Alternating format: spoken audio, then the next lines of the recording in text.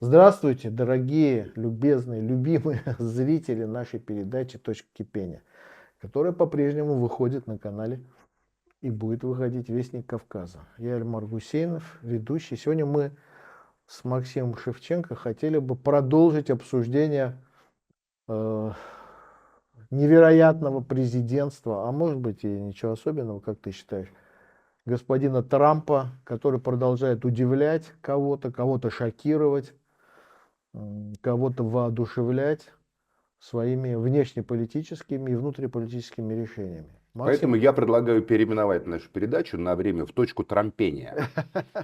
Потому Тарам что мир сейчас зачарован и трампением. добавить музыкальное оформление. И все Тарам, пам, трампится, парам, пам, трампится, трампится. пара. А он трампит и С трампит чего этот мир. происходит, объясни. Происходит очень серьезное, конечно, глобальное событие. Очень серьезное. Масштабы которого мы, как современники, его до конца не можем оценить. Но это происходит ренессанс такого буржуазного капитализма. Вот если ты помнишь, и Трамп является, конечно, пророком и революционером. Буржуазная революция Трампа. Буржуазная революция Трампа, я бы это так назвал. Потому что давно уже, после особенно 20 века, власть в мире капитализма перешла в руки менеджмента разного рода. Выпускники Гарварда, Йеля, Стэнфорда, всякие консультанты и так далее и тому подобное. А начиналось-то все как? Вот, ты инвестируешь, ты получаешь, ты как бы опять инвестируешь. Люди дела. Люди дела проиграли людям слово, которые умеют манипулировать в политике, которые стали управлять политикой в какой-то момент и стали формировать политику. И это и их интриги, и их, собственно говоря, разводки зачастую и стали политикой. Ведь что такое глубинное государство? Глубинное государство – это совокупная толпа или ложа, или клуб, негласно между собой отстаивающих общий интерес карьеры, власти, денег, людей, которые не имеют отношения к реальному производству, но которые как бы его организуют. Менеджеров. Власть менеджеров. Либеральный капитализм – это власть менеджеров. Либеральный неокапитализм, неолиберальный капитализм, как угодно тут назовем, мы пока не можем вырваться за рамки этих. Вот я считаю, что менеджеры, вот эта власть менеджеров, власть консультантов, она стала тотальная. Она определяет современный мир. Но Трамп представляет интересы, и он постоянно это подчеркивает, реального капитализма, реального капитала. Он постоянно переводит разговоры с абстрактных докладов, там, выводов комиссий, заключения экспертов на конкретный вопрос. Так, мы тебе дали бабки, 300 ярдов там, да, 300 миллиардов Мы дали. сейчас переходим на украинский, да, Вообще, ну так в целом, 300 миллиардов. сюжет. Вот это вот у тебя там столько-то, мы получим столько-то. И я считаю, что это очень интересно. Я не знаю, будет ли это изменением вообще общего фона как бы истории. Может быть, потому что меняется, мы переходим в другой технологический уклад. И с новым технологическим укладом появляются и новые инвесторы в этот уклад. Капитализм развивается тоже. И так же, как появился новый класс, когда люди впервые там стали инвестировать в корабли, которые идут за океан. Раз там инвестировали в Дрейка. Риск был большой, по тем временам немалые деньги. Там корабль Дрейку соорудили, да, или несколько кораблей. Раз, а Дрейк вернулся с золотом. Золотая лань. С золотом там, да, там ограбленным испанским серебром или там с чем-то. Его тяжело груженный корабль вошел в устье Темзы, все ликовали. Пушки, Елизавета там ему сказала. Добыча была такая, что даже серебро он не взял. Он Да, его зарыл где-то в Калифорнии и до сих пор да. ищут. Потом раз там инвестировали во что еще? В железные дороги, каналы. Риски огромные, Панама, прогорели, французы прогорели, да, там, Суэц сколько раз там, железные дороги, вот есть даже фильм великолепный «Ад на колесах», где там он прогорает несколько раз, потому что непонятно, куда что окупится или не окупится, раз окупалось там и так далее. Сегодня вот этот капитализм, вот эта буржуазия, Она говорит, ребята, а мы-то где в этом мире, который мы фактически создали? Мы создали мир денег, мы создали мир роскоши, мы создали мир труда, мы создали мир промышленности, мы создали мир, в котором там возможно вообще какое-то отношение человека там к системе стоимости. Даже социализм создала буржуазия, по большому счету, потому что социализм является требованием к буржуазии делиться доходами. Ну да. А менеджеры, вы кто такие? Вы кто те, кто управляет этим миром? У вас даже ухватить не за что. Вы чуть что, сразу в отставку, сразу на пенсию писать мемуары. Вы все образованные, в университетах там учились, там тебя спросишь, там какого-нибудь советника Байдена, а почему ты принял такое решение? Он говорит, все, вы меня не уважаете, я ухожу в отставку, до Но свидания. должен тебе сказать, что всегда буржуазия пользовалась услугами этих посредников на политическом уровне. По-моему, французская революция была последним временем, когда буржуа сидели в парламенте и устроили, Нет, кстати, потом резню 19 век, с якобинцами, рассвет жирандисты. буржуазии, 19 век, да, все Да, эти но они ругоны. всегда пользовались услугами Да. парламентариев, министров, посредников. Эти люди были, как правило, не предприниматели. Я говорю не про элита. предпринимателей в современном мире. Буржуа это тот, кто инвестирует и хочет, чтобы его деньги перешли к его там, внукам, правнукам, Ну, потомкам. предприниматель это не А только сейчас, производитель паровозов. да, ну в целом это Да. инвестор. Ну, да, инвестор, да. А сейчас как бы 20 век привел к тому, что все эти переговоры, войны, все эти крушения социализма или начало социализма, борьба за права, которые я поддерживаю лично, но я сейчас объективно просто смотрю, привели к тому, что те, кто умеют писать записки и правильно их заносить в кабинеты, и стали править миром, стали президентами, стали премьер-министрами, какие-то, кто такая Кая Каллас? Это вот символ вот этого менеджмента. Дочь, ну она, правда, дочь банкира, банкиры тоже стали, понимаешь? И за этим менеджментом стоят банкиры тоже, банки. Конфронтация, если Трампа, если смотреть глубже и шире, она входит еще и в противоречие с интересами глобальной финансовой системы, по большому счету. И он говорит, я хочу перевести мировую политику на язык прямых интересов. Ты считаешь, что это вообще реально? Возможно, это как раз не уход в какое-то прошлое? Ты видишь в этом приход какого-то нет будущего? никакого прошлого. Это возвращение империй. Империи 19 века. Ты Это понимаешь? какой-то ренессанс. Возможно, это уйдет с Трампом. Судя по его риторике, вот он представляет себе войну и мир как некую сделку. Да, так и есть.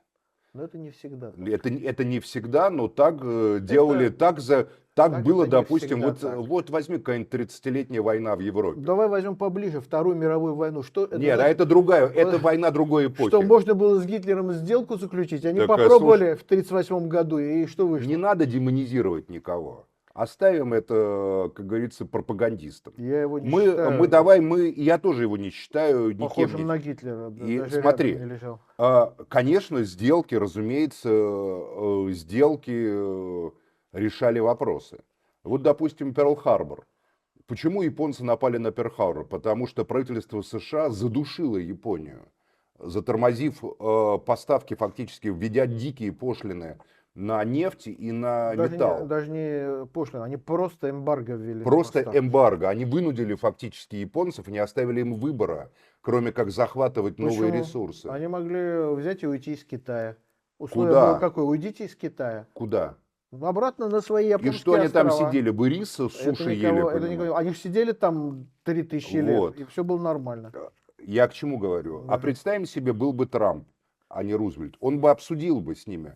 Железо вот это здесь, вы получаете здесь, Китай вот так, вот это вот так, вот это вот так. То есть на самом деле прагматика. Он говорит, все определяется интересами конкретные, и эти интересы формализуются в объемах и суммах. Эти интересы формализуются в инвестициях в искусственный интеллект, там во что-то еще, Вот он бы с ними и в договорился, доходах вот он бы с прибыли. ними договорился, Конечно. а они бы в 1941 году ударили нам зимой в спину, когда немцы стояли под Ну Москвой. а что же они не ударили? А потому что Америка вступила в Да войну. нет, совершенно не поэтому. В 1941 году, в декабре 1941 года, японцы были на коне, и им ничего не стоило оккупировать Владивосток или Находку. Нет, они У уже них- были связаны на Да юге. нигде они не были связаны. Они просто... Я сейчас не хочу уходить туда. Это Всё вообще же- совершенно Я другая просто тема. по ходу дела как бы делаю. Да, это просто Ты вообще... заговорил сам о Пёрл-Харборе. Я просто привел пример. Да. Вот. И Трамп говорит, давай мы перейдем на язык чисел и на язык конкретных интересов. Вот когда вот он говорит, соглашайтесь со мной, не соглашайтесь. Зеленский утратил все возможности мира. Что он имеет в виду? Я считаю, он имеет в виду прежде всего Минские соглашения. Минские соглашения, которые в России принято так ругать на уровне общественности, были на самом деле для Украины способом сохранить свою территорию, не потерять имущество украинского капитализма в Ну, Крыму. кстати, Кремль никогда не ругал Минские соглашения, наоборот, Кремль и- сетовал, что они не были осуществлены. Да реализованы. а наша общественность патриотическая считала, что это предательство, потому что она хотела, чтобы Это верно. Украина была разделена, растерзана. В итоге верно. мы видим сотни тысяч погибших, разрушенные города, изувеченные судьбы, изувеченную страну, понимаешь ли. Мы видим эскалацию, приведшую на грань ядерной войны. Ну что там от Украины требовалось? Всего-навсего внутри Украины переформатировать политическую систему, даже не в интересах России. Просто включить в украинское политическое пространство некоторые регионы, которые даже не имели бы большинства. Потому что за пределами ДНР и ЛНР все равно там все контролировал бы Коломойский, Мариуполь принадлежал Коломойскому, там и Ахметову. Там, и они как хотели бы, так все и получалось бы. Политическая жизнь Украины была предельно проста. Я бывал в Киеве неоднократно до лета 2014 года. Я помню, как на моих глазах там звонили там олигархи или там бизнесмены, там прокуратуру, Министерство внутренних дел, и там решали вопросы. Все были... Политическая жизнь Украины, она основывалась на личных связях. Все. Все партии, все фракции в Раде, это на самом деле была некая такая политическая маска групп, которые обладали своими А связями. сейчас это другая Украина? Ну, сейчас это просто искалеченная, изувеченная страна. Я имею в виду общественный Да, порядок, во-первых, сократилось количество этих групп. Она упростилась. Политическая жизнь но не изменилось Украины качество. максимально упростилась. Теперь им выбирать предлагают между Зеленским и Залужным. Раньше хотя Нет, бы там были... еще и Кличко. Там есть этот самый. Раньше хотя бы выборы были между Тимошенко и Януковичем, которые представляли хотя бы разные И какие-то Порошенко группы. еще не отказывается от Да. нос вернуть. Ну, и он находится под уголовным преследованием и так далее. Поэтому вот вернусь к Минским соглашениям. Так. Правильно, Зеленский же похерил Минские соглашения. Зеленский уничтожил нормандский формат. Зеленский же на самом деле вел, ну не лично, естественно, он марионетка, но ему же подсказывали. Ну, понимаешь, в чем дело? Все правильно. Ты сейчас говоришь о его политических ошибках или преступлениях. Но ведь Трамп ему предложил альтернативу. Ты подпиши, вот у меня тут Это уже несколько сейчас бумаг, так и пришло. я соглашусь принимать тебя, какой ты есть, и буду рядом с тобой.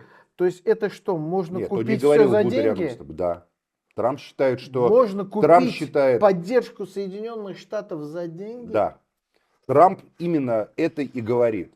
Трамп говорит, что на самом деле вся болтовня, которую менеджеры и политологи, и политтехнологи наплодили в мире, она разрушается, если мы переходим к конкретному счету. Вот мы вам даем деньги, 300 миллиардов, ну там меньше, там больше, это не да, важно. да, да. У вас что вы за это? Победы вы не одержали. Вы обещали, что разгромите Россию. Россию вы не разгромили. Вы, наоборот, отступаете, медленно сопротивляясь, он же говорит, героическое сопротивление украинцев, да? Это Трамп, это сказал Венс там и Трамп, они постоянно комплименты Комментировать эти не говорят. буду, да. Да, но при этом, а чем вы расплатитесь за эти деньги, если у вас нет удачи? Это разговор инвестора. Мы вас инвестировали, а вы не выполнили согласно бизнес-плану. реплику потом? Подожди, Реплику. сейчас, да. Потом, Согласно бизнес-плану, который вы нам предложили, это и есть возвращение эпохи капитализма, эпохи буржуа. Конфликт... 19 века или 18 века? Почему? возвращать? 21 века. Это новая совершенно вещь. Ты говоришь о Это, возвращении. это, Возвращение откуда, куда? Максим, я хочу тебе напомнить. знаешь, как тоталитаризм 20 века, Он же имел средневековые аналоги. Это, конечно, аналогии очень условны, потому что сознание средневекового человека принципиально отличалось от сознания человека эпохи модерна. Средневековый человек не знал истории в нашем понимании. Для него не было идеи прогресса и не было идеи вот этого диалектического развития от простого к сложному. Средневековый человек, это была тоталитарная эпоха, где правила католическая церковь, Согласен и поди абсолютно. выстави против. Поэтому в тоталитаризме 20 века не было ничего нового такого, если так вот посмотреть глобально, если не считать, что это был другой тип сознания. А сейчас Трамп возвращает прагматизм, которым руководствовались венецианцы.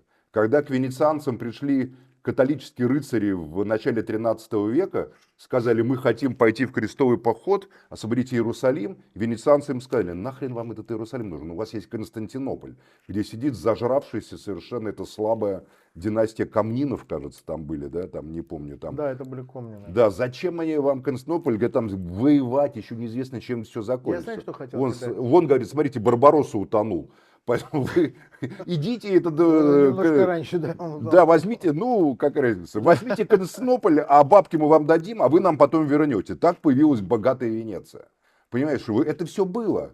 Трамп говорит то же самое. Что вы нам эти теории там сыпете, теории туда-сюда. Опять-таки, ты конкретно. возвращаешься в виде примеров, аллюзий в очень далекое прошлое. Это что значит? Оттуда из прошлого, из этой метафизики к нам ворвался Трамп сейчас. Циклы, человеческие эмоции, человеческие желания и человеческие практика действия, она универсальна во всей эпохе. Я знаю, что хочу тебе напомнить. Даже римляне инвестировали в эпоху Рима. Богатые римляне, Крас, Лукул, которых мы обсуждали с тобой перед эфиром, вспоминали, да, это были инвесторы, которые богатели, которые инвестировали в войны и получали конкретные совершенно вещи. Как раз за это дорого, кстати, заплатил. Ну, да, понимаешь, поэтому... Война оказалась не бизнес. Всегда, как бы, война, она не бывает просто так бесплатно. Это в Советском Союзе нам казалось, что это, как бы, нету капитала, и Вопрос это о Советском просто так Союзе. вот. Я хочу тебе напомнить. Мы как-то с тобой тоже обсуждали, и ты тогда возражал резко. Вот когда была запущена программа Ленд-Лиза во время войны, которая была нам, сейчас не будем оценивать, очень нужна. Ее... Ну, прям скажем, без нее бы мы не справились. Ну, скажем так, она была очень нужна. И вот тогда Рузвельту неоднократно, по документам известно, приходили представители политической элиты и администрации Соединенных Штатов и говорили, почему вы даете русским все по их первому требованию, но если у нас что-то есть. Давайте выставим условия сейчас или после войны, политические, экономические, пускай они заплатят нам либо политическими уступками, внутри даже страны, либо экономическими уступками. И каждый раз Рузвельт говорил, нет, мне надо выиграть эту войну. Никаких условий Сталину. Кто был больше... А если бы сидел там Трамп в это время? И что, дайте Было нам бы то же редкоземельные, на Урале дайте нам медь Не, там или сталь. ну, во-первых, что-то. И чем бы это закончилось? вообще исключено. Дело в том, что Рузвельт был человек счетный, он прекрасно понимал, что по итогам разгрома континентальной Европы и по итогам Атлантической хартии, которую он при поддержке Черчилля навязал британской элите, Америка получает гораздо больше, чем какие-то абстрактные редкоземельные металлы. Она получает Европу. Америка получает Европу, и Америка получает Британскую империю. Он понимал, но были люди в администрации, которые этого не понимали. Они не понимали. И могли навязать. Рузвельт, вот, кстати, Рузвельт и Трамп, они во многом похожи. Рузвельт очень практичный человек.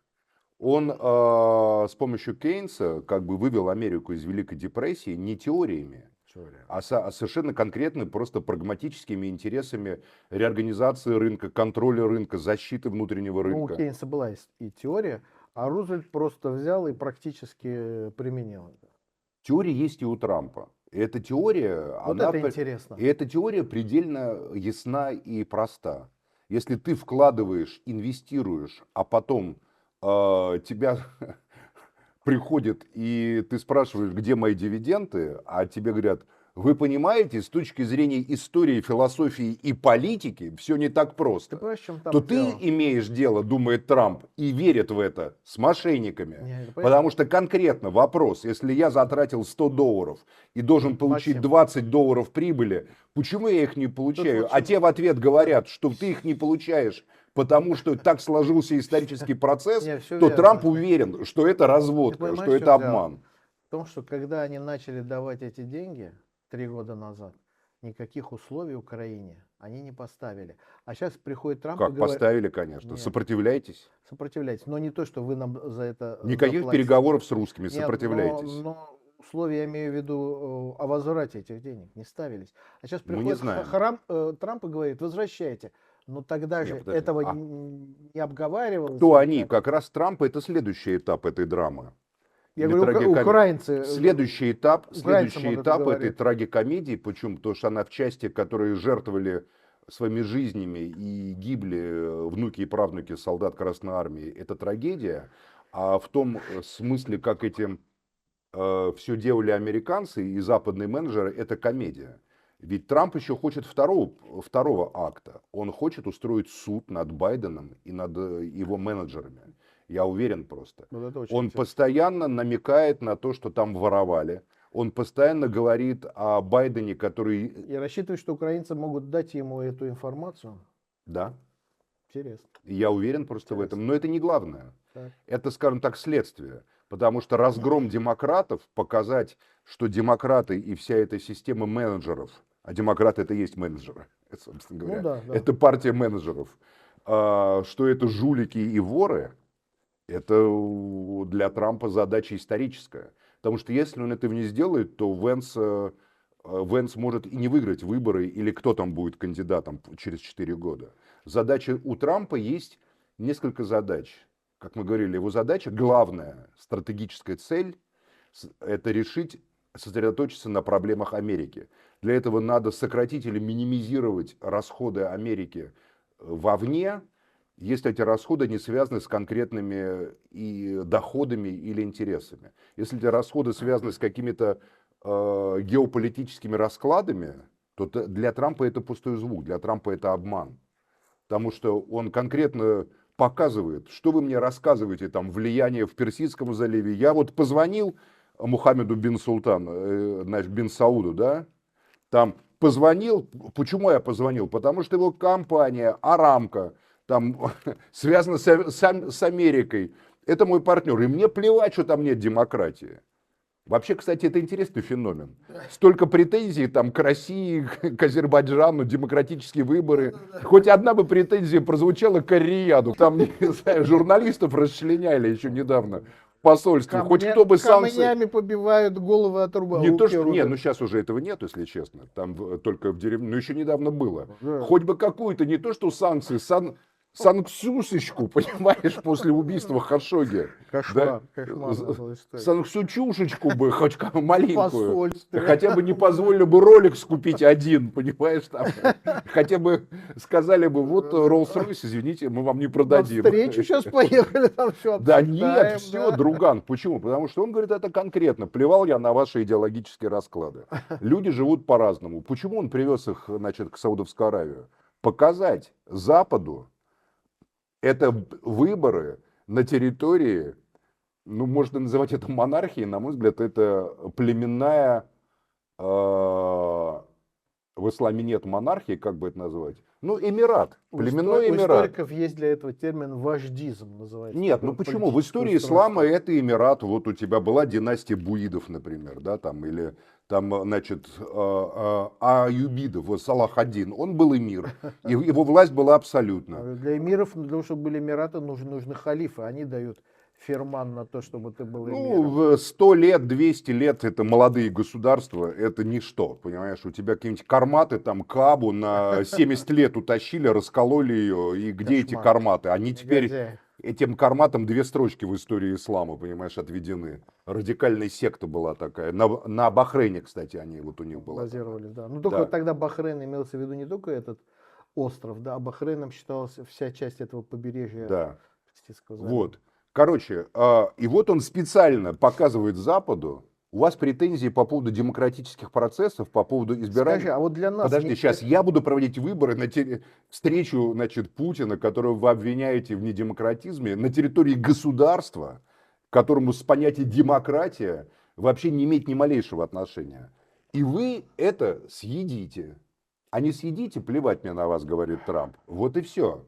То есть смотри, страна, которая является законодателем мод в демократии, встречается значит, со страной, которые обвиняют в недостаточности демократии на территории страны, которая отношение к демократии не имеет вообще ни малейшего понятия. Вообще ни микроскопического даже отношения к демократии не имеет. Хотя деньги саудовской, это Арамко, деньги саудовской династии инвестированы во все демократические страны. Да.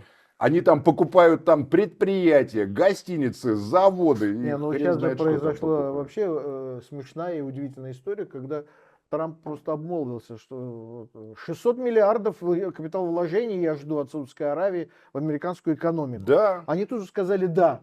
Конечно, и да. заявили, потому что мы вложим триллион. Кто им такие предложения делал? Триллион. Конечно. Потому что он переводит все на язык. Я же говорю, это ренессанс. Нам не опасно иметь дело с таким человеком? Нам это кому? Россия. А проблема России совсем в другом. Я не о проблемах России. А как нам? Когда ты говоришь нам это кто? Мы что, как-то господин Дмитриев или я господин спросил, Путин как-то с нами советуются? Не опасно ли нам с таким человеком иметь дело, с такими представлениями о реальности? С таким представлением как раз менее опасно. Потому что ты понимаешь, чем он руководствуется. Потому что в 19 веке, в начале капитализма и в 18 капитализм – это огонь пушек, это канонерок дипломатия. Это готовность создать колониальную империю, применить силу везде, где ее можно применить. Вот каким был капитализм. Смотри, приведу пример, если хочешь, из 19 века. Россию с Германией связывало в 19 веке братство по оружию. Россия и Пруссия вместе громили Наполеона. Блюхер был, помнишь, там не Блюхера усатого, там, это мужик, а Гоголя Белинского. Это не тот Блюхер, который... Да, не маршал Блюхер, усатый, который Сталином расстрелял, а маршал, храбрец, черные гусары Блюхера, единственный, не смирившийся с Наполеоном, продолжавший после капитуляции Пруссии войну. Человек, который все обгадил под Ватерлоо. Неважно, там, это, ну, оставьте. Я как сторонник не уводи в сторону разговор сейчас Ватерлоо, да. А обсудим, как он там, как обгадил, когда он, в смысле, с французской точки зрения. Конечно, да, пришел и ударил в тыл. Да, обгадил Груши, который его потерял. Да, будем откровенны, которому поручили. Но Наполеон справился бы без Груши, лишь бы не ударили ему в спину. Все, пардон. Это был герой. Да. Блюхер это безусловный храбрец, герой и инициатор войны до конца. Так. Вот это это связывало, то есть Россия и Германия связаны были династически. Ганноверская династия, Голштинская под псевдонимом Романова правила России. Да, значит, союз совместный, Россия содействовала Пруссии, все связано. А в конце 19 века Россия вступает в антанту с Англией, с которой якобы она ведет большую игру где-то там в Афганистане, понимаешь, как нам рассказывают. Сначала с Францией, сказки. С Францией, с Англией, с которые ее унизили в Крымскую войну в Севастополе. В Крыму, понимаешь? Да. Унизили просто Россию. Россия с ними заключает союз. Почему? Потому что метафизика истории говорила, что ближе, чем Пруссия, для России нету. И даже Бисмарк якобы, я не уверен, но говорят, что говорил, никогда не воюйте с Россией. Там, да. Вот. Там все, династия общая. Аптекари в Петербурге немцы, понимаешь, там все. Ну или евреи, но из Германии. Поток инвестиций, что бы ни говорили про Англию, Бельгию, Францию, шел в Россию в 19-м, начале 20 века из Германии. И технологий, это как раз не так. Вот тут очень интересно есть исследование на эту тему. Как раз дело в том, что немецкие банки не обладали такими ресурсами, потому что Германия не обладала неисчерпаемой колониальной империей, которая обладала британский и французский капитализм. И самые большие инвестиции еще маленькая Бельгия. Бельгийские инвестиции конкурировали с немецкими на рубеже, заключения, на рубеже воцарения Николая II. Хотя с Антантой, поворот от Германии, с которой Россию связывала метафизика и человеческие отношения, Но прагматика диктовала, что Германия не может инвестировать в развитие российского капитализма. Не может. Александр Третий это очень хорошо понял. И поэтому произошел резкий поворот к тем, Да. кто может. Да. Поэтому визит в Париж, мост Александра Третьего в Деньги из Париже. Франции, золотой Да, поток. все сразу эти вот сразу инвестиции 20 и миллиардов рывок. золотых франков. Витте, вот этот рывок российского Он капитализма, был куплен на французские деньги, да. англо- и бельгийские тоже. Там это- Бельгия, ну как, военную промышленность инвестировалась в Бельгию, это было лучшее по тем временам, там всякие оружейные и так далее, и много чего другого, железные дороги. Немцы вообще, если ты посмотришь на начало 20 века, доля немецкого капитала значительно уступала вообще всем. А нам кажется, что да, вот метафизика, нас много, весь 19 век это русско-германская дружба. Да. Просто даже не дружба, это просто родственники. Россия, Германия. Миллионы немцев живут в России, интегрированы в российскую жизнь. Там охранным отделением Бенкендорф немец руководит, там офицеры немецкие на Кавказе воюют, армия вся в немецких офицерах, понимаешь? Немцы органичная часть русской аристократии, русского образованного общества, там русского инженерного сообщества. Я бы сказал, российской. Ну, русский, российский, русского. Однако Россия выбирает прагматику. Также и здесь то же самое. Трамп действует примерно так же, как Николай II и как Александр Третий. Да, нас многое связывает с Европой, общая история, и вдруг Трамп задумывается. Плохая судьба была потом у Николая II. Это другой вопрос. Ну, я понимаю, ты не любишь Трампа. Я его тоже. Я никого из них не люблю, если на то пошло. Нет, я бы не сейчас сказал. сейчас не... Я бы не сказал. Он мне симпатичен этот человек. Во всяком случае, Послушай. когда его вот в избирательной кампании, я был за Трампа. Да. Нет, Трамп я бы не говорит, сказал. нам говорят, Атлантическое, Запад един, Запад един. И что я вижу, говорит Трамп? Я вижу, как сидит Европа, паразитирует на американских деньгах. Мы им даем деньги в обмен на дружбу. Мы покупаем их любовь, говорит Трамп. Но если Трамп, наверное, неоднократно покупал, я думаю, любовь разных красавиц шикарных, когда Это другое. когда пировал в Нью-Йорке, но он Это имел совершенно другое. конкретные вещи за Да. это, понимаешь, там. Да. А тут он что имеет за это? Новые и новые как бы проблемы. Проблема. Он говорит, инвестировали в одно, в итоге мы стоим на пороге ядерной войны с Россией, Да. мы имеем сотни тысяч погибших украинцев и россиян, мы имеем менеджмент Европейского Союза, который препятствует свободе, свободным выборам в европейских странах, там Джорджеску.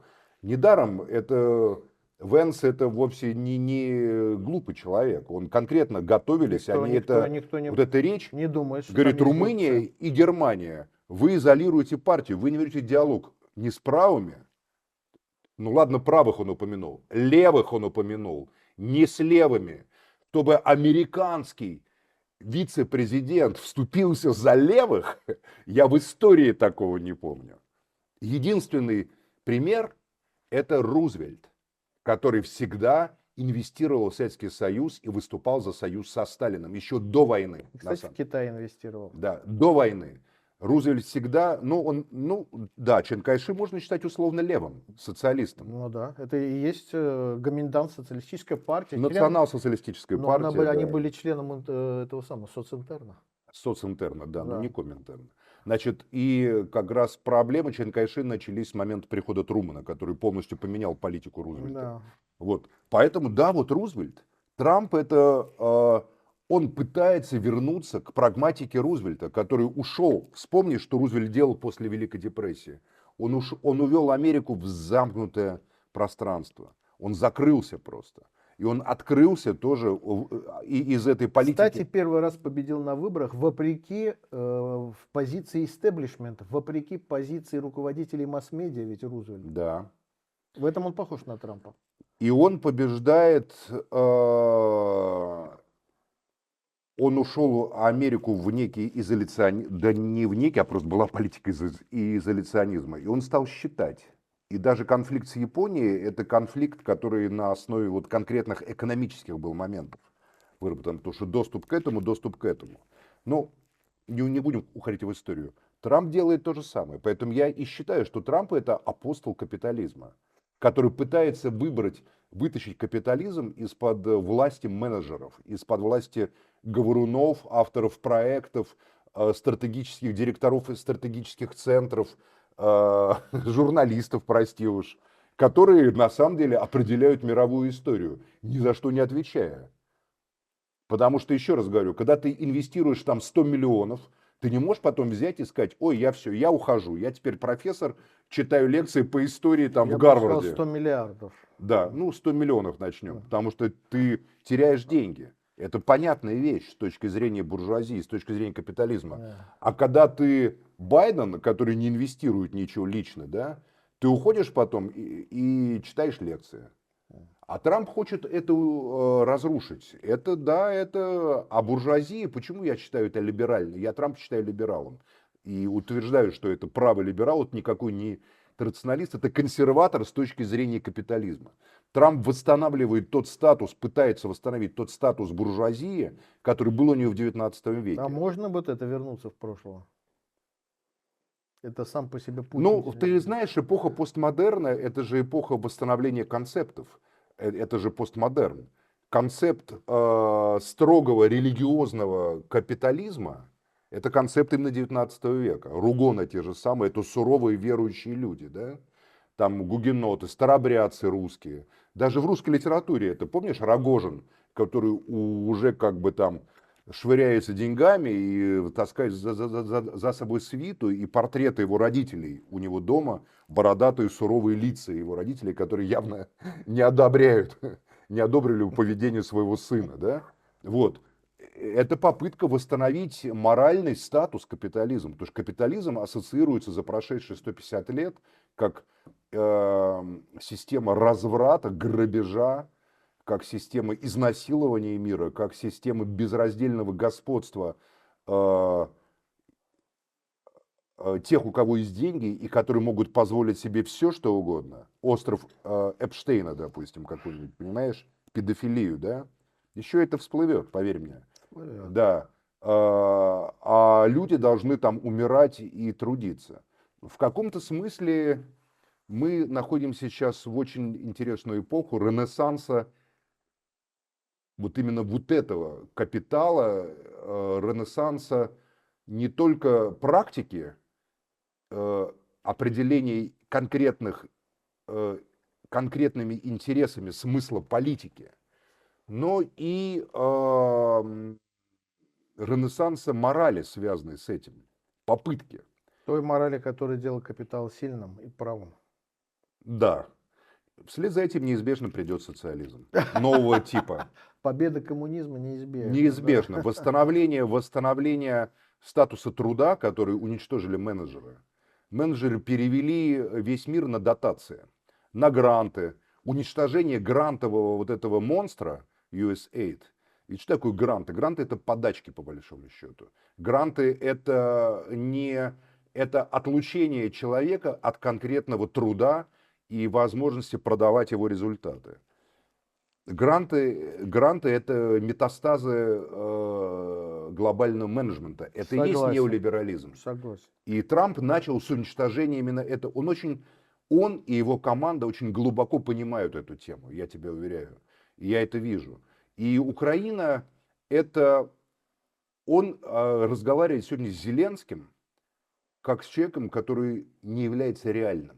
Он его не позвал в Эр-Рияд, и именно потому, что он говорит: вот Путин, плохой Путин, там, хороший Путин, Мухаммед бин Сауд тоже плохой, понимаешь, но он реальный, и Путин реальный. У Путина есть ядерные бомбы, у Путина есть армия, у Путина есть там нефть, у Путина, я понимаю, о чем с ним разговаривать, о чем мне с тобой разговаривать, Я Понимаешь? могу позвонить Кае Каллас и с ней обсудить судьбу Зеленского Как... лучше, чем с самим Зеленским. Вот Да. так Трамп так к этому относится. Нет, я думаю, что помимо всех обстоятельств, которые ты назвал, не хочу сказать нет, там есть и другое главное обстоятельство. Это связано, видимо, с напряженностью, стрессом в украинском руководстве, потому что в Эр-Рияде вообще, собственно говоря, Украину не обсуждали. Там обсуждался восстановление контактов, связи и нормальной институционной Все, это работы конец. с Россией. И это конец Там Украине. не нужен ни... Это конец современной Украине. Там не нужна ни Европа, ни Украина, ничего. Создавался механизм для обсуждения по-прежнему мировых проблем. Поэтому что там Ну делать как? Но он Зеленскому? вычленяет из-за всего из этого, понимаешь? Вот условно А они говоря, устроили люди истерику ссорятся между из-за собой, этого. Устроили накапливаются, истерику. из-за чего поссорились Иван Никифорович с этим, и с Иваном там и так далее. Как там у Гоголя, не помню. Я не помню, свинья, по-моему, забор сломала или что-то в этом роде. Да. А в итоге накопилось, понимаешь, там слова, эти самые, потом этот Да. у этого. Да. А в итоге просто скажи, слушай, давай я твой забор починю. И вот это было бы все, понимаешь? Поэтому, да, на самом деле, это очень интересный процесс, который мы стали современниками.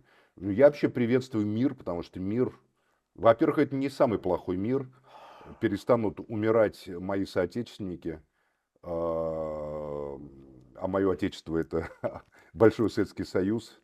Не коммунистический, а это пространство жизни, где я родился, которые уже не знают мои дети и не будут знать мои внуки никогда. Для них это уйдет в эпоху мифологии. Наши дети, твои тоже наверняка не знают, что это такое, а ты-то знаешь.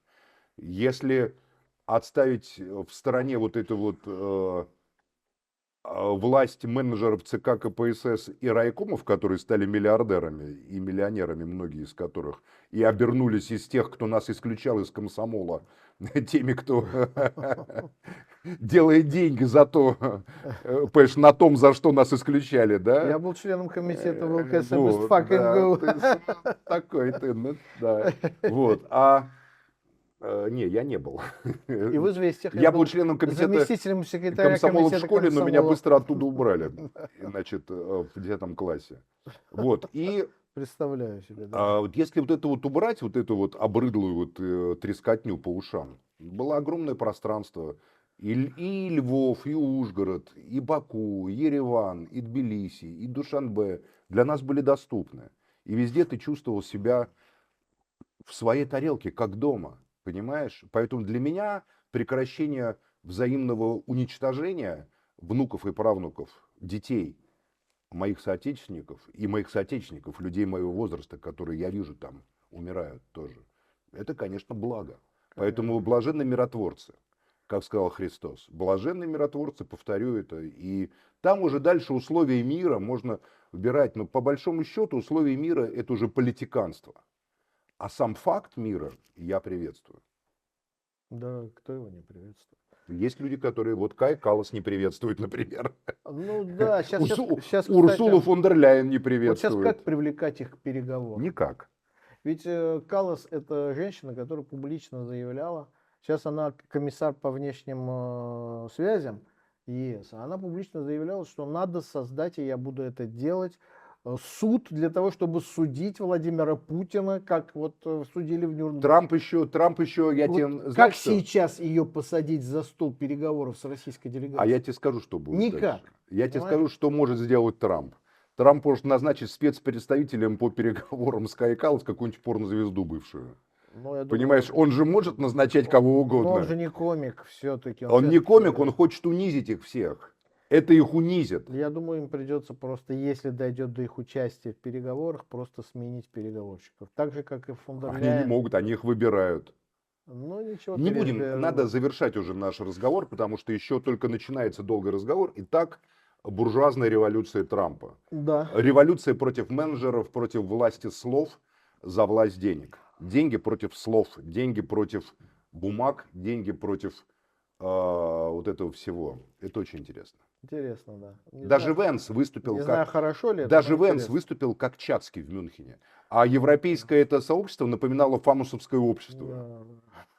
Да. Смотрели на него, как на этого самого, на А змея Чацкий, Бандерлоги. конечно, дворянин, но Чацкий представитель новой эпохи начала 19 Бандерлоги века. на змея К. А новая эпоха начала Да. 19 века это был капитализм молодой.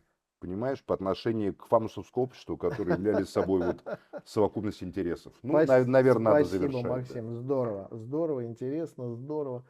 А вы, дорогие, бесценные, бриллиантовые зрители нашей передачи «Точка кипения», я искренне говорю, вы ставьте лайки. Не мне, Максиму Шевченко, который соглашается приходить и делиться вот с нами своими мыслями, идеями, взглядами, с вами делиться. Ставьте лайки, подписывайтесь. Это была передача «Точка кипения», которая выходит на канале «Вестник Кавказа». Я Эльмар Гусейнов, ведущий, и Максиму Шевченко огромное искреннее спасибо. До свидания, друзья. До свидания.